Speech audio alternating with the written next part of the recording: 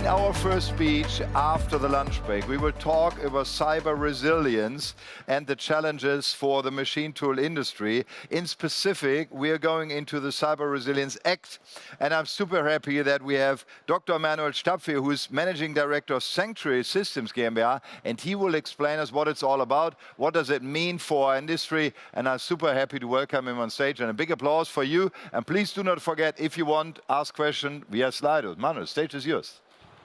Hi. First of all, I'm not Emmanuel. He's not here today. I'm Patrick. Thanks for coming. As you've seen, Cyber Resilience Act is a really big thing you need to pay attention to. I saw not too many companies here talking about it yet, because we have the only cybersecurity booth, I think, at the whole exhibition, but still it can still change. Maybe I can convince you that it's important for you, because for you it will be mandatory to actually sell a product in the EU, as long as it has a certain digital element. Briefly about what we do as a company, because we're a smaller company, you will not know us. So we're a cybersecurity company. We've initially founded as a spin-off from Technical University, where we all did our PhDs. And we're focusing on developing pure cybersecurity solutions, first and foremost in the space and defense sector, but also in the industrial automation sector. If you want to see the only cybersecurity booth of the whole exhibition, you can also find us in Hall 6 at F18. So there's a big sign on top that says Startup Area, and this is where we are. What do we do in these different areas? So in space and defense, we're mainly active on-device security, so you really want to protect your device. Whereas in operational technology, we are more trying to help you around your existing devices. And helping you with your existing devices is also about what I will talk to you about today. Because you need to change how you work with your existing devices and also new devices because of the EU Cyber Resilience Act. The pretty simple goal of the Cyber Resilience Act is to improve your cybersecurity posture, or the posture of us all. And this affects not only computers, so laptops or consumer devices, but this concerns every device that has a digital element. And if you think about your machine tools, they have digital elements, so they also fall under this regulation. Now, which is probably most interesting for you, when do I have to pay attention? You already have to. So this is already active legislation, but there is a grace period.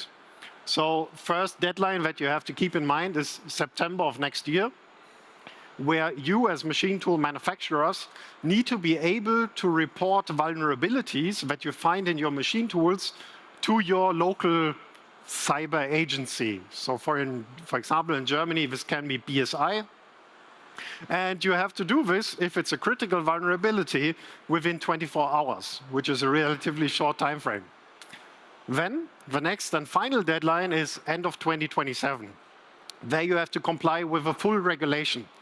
And this full regulation is pretty extensive if you haven't worked with cybersecurity at all yet with your products. In the following, I will go through a selected list of these requirements because it's a bit longer.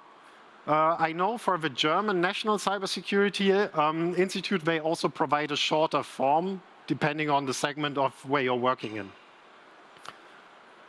These are the main categories that you will find under this regulation. First of all, risk assessment. Risk assessment, most people already do to some degree. The other important sector is essential product properties, so really what you do in terms of security with your product. The other one is vulnerability handling, so you need to make sure that you can handle a vulnerability and that you can give all the information about this vulnerability to the national agencies. Then there's a big topic, which is SBOM.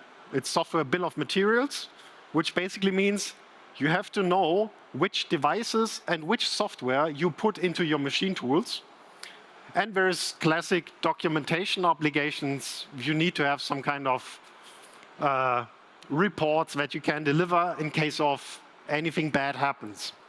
Because, and this is the main selling point with regulation, if something really bad happens, you can be fined, and you will be fined, and the maximum fine is 2.5% of your annual global turnover, or 15 million euros. So I would say it's a pretty massive fine.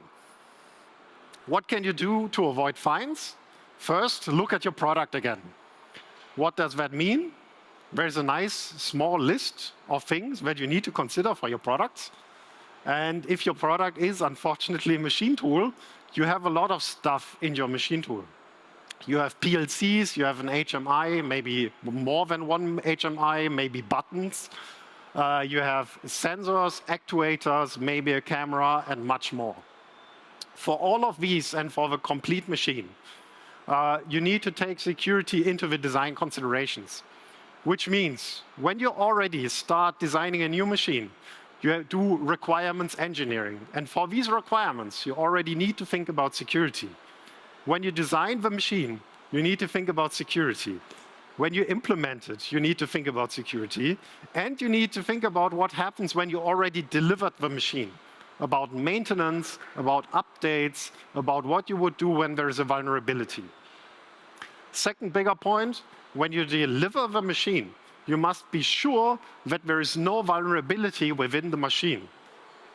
Problem is, when you don't know what's inside the machine in terms of devices or software, you will never know what kind of vulnerabilities you have.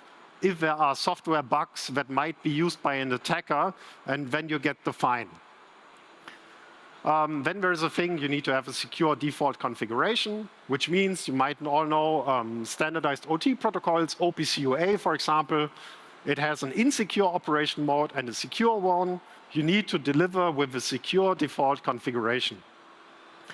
Security updates, also a very big point for you, because this is also something that hasn't been in place before in this range. Now, when you deliver a machine, you need to be able to provide security updates for 5 years for the whole machine. And this does not start with the introduction of a series of your product. It starts with the last product of this series you sold to a customer. So this can be also much longer than 5 years. You need to have basic security measures within your device. You need to have access control. You need to protect the sensitive data that might be on it in terms of confidentiality, but also integrity. In general, they want you to store as little sensitive data as possible. And there's a second thing, which is also a bit more difficult, I would say, which is availability of essential functions. So you have a machine tool, and it's under a cyber attack. And you still need to ensure that you can provide essential functions even under attack. For example, I have a CNC machine. I still must be able to properly shut it down, even when there is an attack. And this already requires you to think much more about the whole design process of your machine tools. The rest is basically, don't make your machine evil, which means you should not harm other machines. This is minimizing negative impact. You should limit attack surface, so you should not try to put as much bloat in terms of software as you can on the machine. You should have some reporting in your machine, and you should be able or give the customer the opportunity to also delete all the data on the machine. This is what, in terms of direct machine requirements, what you need to do. If you do this, then you already did a lot, because many machine tool vendors, manufacturers, currently do very, very little of this. The next thing that is not so much focusing on the machine, but more on procedures, is vulnerability handling. So you have your machine set up, or you designed it and you implemented it. And let me click. First thing you need to do is, you basically need to do a list of all the components that you put into your machine. This is PLCs, as I said, HMIs, but also the software that you wrote that might be on an industrial PLC. You need to know what this software consists of. Because only if you know, as you can see on the right, only if you know what's inside, you know what the threats to this component might be. And if you know what components you have, You can use one of these nice vulnerability databases that exist on the internet. This is what we all pay tax money for, so that these vulnerability databases exist. You can try to type in your selected component that you want to analyze, and you can see if there's a vulnerability that is threatening your machine. And this you have to do. Second thing, you might be sure that there was no vulnerability when you delivered your machine or implemented your machine. But for example, myself, as a pretty evil person, I could try to hack your machine and find new software vulnerabilities. And because I'm not so bad as I stated, I will tell you. And now that I told you, you need to do something. You need to have an internal process on how to handle this vulnerability. There's multiple ways what you can do. The easiest thing that got standardized 2 years ago or something is putting a text file on your website that at least tells me who I would need to contact. So there's just, it's called security.txt, and there's the email of your incident response team or something, if you have one, but you need one. Next thing is you need to set up all the process within your company to be able to handle my information about this vulnerability. As I said, this is typically done by an incident response team. What this team needs to do is basically analyze my information and report it to the authorities. What does that mean? They basically need to do an assessment of my report on how severe it is. Is this a critical thing? Do I need to act now? And when you did this assessment together with the person that told you what's going wrong, you will have to deliver this information to the authorities. And they will put it, if you're lucky, they will put it in this common security advisory framework, which is basically a machine-readable database of vulnerability information.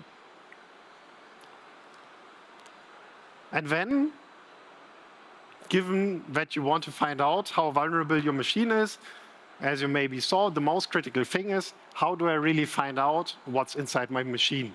This is this whole SBOM topic. So an SBOM is really like a hardware list bill of materials. It's basically the same thing, but standardized. It tells you which software is running and in which version. And if you do your own software, because your machine tool also needs some custom code that you produce as a manufacturer, you also need to tell the agency or authorities, or at least you need to keep the information, which components your software is using. So this is everything that people know as software libraries. And as you can see on this cloud picture here, this is a bit on where do I stop tracking my supply chain of software? You stop at this library level. So you have an application, it uses a library, and this library might use another library and another, but you stop basically directly at the first level where your library that you used is then having more dependencies. And now, based on all these topics, the question is, what is the complex thing specifically with machine tools? As the German Machine Tool Manufacturer Association, so the VDW, analyzed, I think they published it a couple of weeks ago, the big problem with machine tools is that they are super complex and that there is a complex supply chain. So this means when you have an order for a machine tool by a customer, it might be in most of the cases that you cannot deliver the machine tool without any modification. They usually want to have some customization. But you did your whole analysis, all the slides I showed before. You did it for this prototypical machine, but this is not enough. You need to do it for the specific machine that you deliver to the customer. And you need to be able to provide the updates for 5 years for this customer. And when there's this problem with the supply chain, you have your customer, the customer wants a certain customization, and you need to order a part from one of your suppliers. If this part is arriving very briefly before the last deadline of the Cyber Resilience Act, you need to adjust all your internal documentation and reporting based on the supplied part. But your supplier was, for example, half a year ahead of this deadline and didn't do anything because it was still half a year left when he originally sent out the packet with the component. And this is something that might clash, or it will clash, but it depends on your preparation if it affects you or not. The other thing is what you usually try to do. You have a new big regulation. You all know your standards. For example, for cybersecurity, there's already a lot of standards, like IEC 62443, NIS2, there's a lot of or NIS2 is legislation, but there's more standards. You know the standards, but how do they map to this regulation? Answer is, it's a bit complicated. There is no really approved mapping yet. And people are still working on a harmonized standard that can map to the Cyber Resilience Act, but this will take probably at least 2 more years. So I would not try to rely on these harmonized standards. Now, the problem that you usually will have when you manufacture your machine tool is time, because the deadline's 2 years, pretty soon actually. Hence, what we recommend is really that you try to fix most of the challenges that are presented from a technical perspective, that you really try to automate stuff, that you already create all the teams and the pipelines that you need. And as I said, for the complex supply chain, one thing is really, if you receive a component, you must be able to update all your internal documentation on components within the machine tool, basically within a day. If it takes you longer than a day, then it's too long. So what we did so far, we did a little study with a customer of us that is also in machine tool manufacturing. And we used one of our existing products, which is mainly, so the big idea of the product was on the shop floor within your OT to find all the devices that you have in the OT. This is done via direct communication with PLCs, for example. PLCs are cameras. We speak the same protocols. And then we collect this data that you get through the sensors in the individual subnets that you have in your OT. We aggregate this in a so-called hub, and we provide vulnerability information. But here the idea was really, okay, you have your OT shop floor, you have your Siemens PLCs, you have your Beckhoff PLCs, you have some robot arms, what do I know, they're all distributed. What we did then was transferring this to the machine tool problem and putting really the sensor into the machine. And this worked surprisingly well. And this would also be my recommendation for you. You don't need to buy our product. I don't care. But what you need to do is you need to think in ways on how to automate this problem. Because, for example, what we can generate in half an hour is basically a complete list of all the devices that you have in the machine tool. Then you only need to enter the most important information of your machine tool, like a serial number, and you get all the documentation that you need to fulfill this SBOM requirement for the Cyber Resilience Act. It can be very simple, but you need to be prepared. And what you also need to do, it doesn't have to be an integrated system as ours. You can also just do a ticket management or something. You need to establish an automated way on how to deal with vulnerability reports. Because if you get them in, you need to assign a person, and you need someone to document that this vulnerability has been addressed. So this means you have updated the PLC with a new update that you got that fixes the problem. Or you change your network structure within the machine to circumvent the problem. Or you disable a certain service that the problem is not reachable anymore. Yes, and if you have more questions, feel free to ask questions via this QR code.